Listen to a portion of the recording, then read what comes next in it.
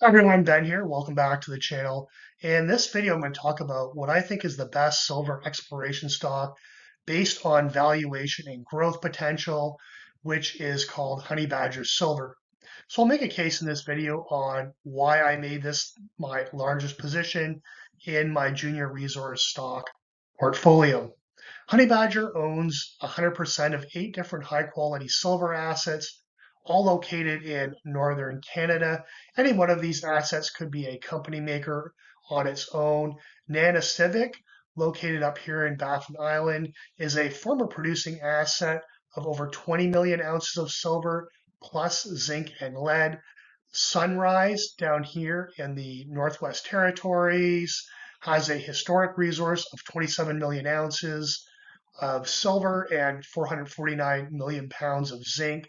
Plata over here in the Yukon is also a former producing project with grades of 3,000 grams per ton silver, so extremely high grade.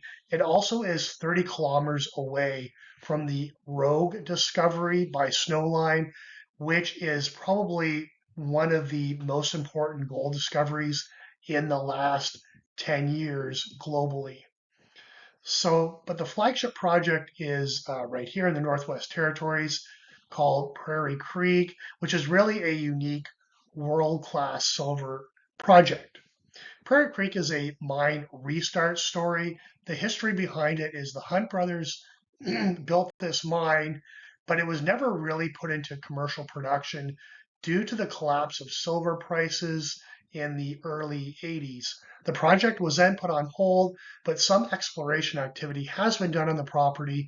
There is a fully built, permitted 1,000-ton per day mill on the property, along with 5 kilometers of underground workings, roads, camp, and an airstrip.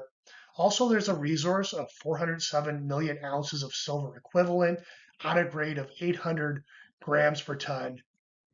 The permits, infrastructure, and developing this resource would cost hundreds of millions of dollars, and Honey Badger now has a great head start towards getting this project into production.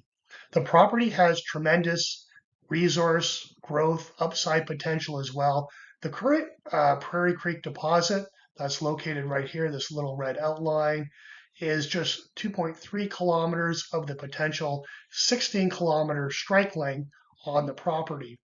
In here in zone 6, several kilometers from the deposit, there is an intersection of 2.1 meters of 21% zinc, 9% lead, and 192 grams per ton silver. Several kilometers from this hole in zone 8 down here, there was another important intersection of 10 meters of 6% zinc, 9% lead, and 113 gram per ton silver.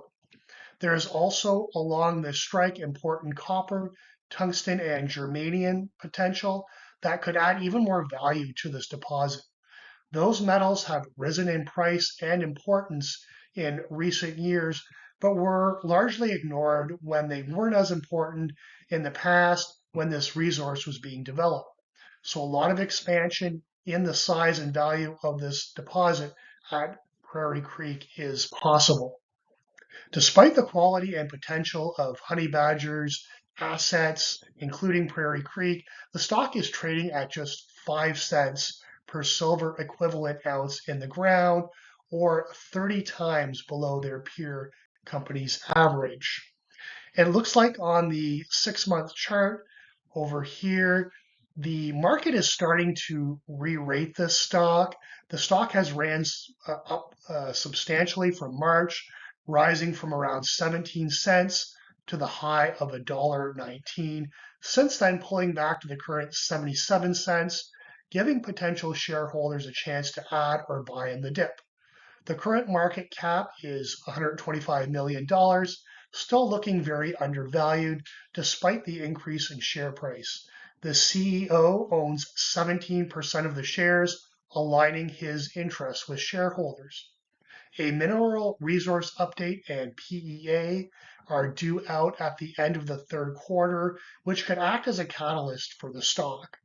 The stock looks very cheap to me as well, and the company holds one of the best undeveloped silver assets in the world in Prairie Creek. That is why the stock is now my largest holding in my personal portfolio. That's all for now. This is not financial advice. Please do your own research and make your own financial decisions. Thanks for watching, and we'll see you in the next one.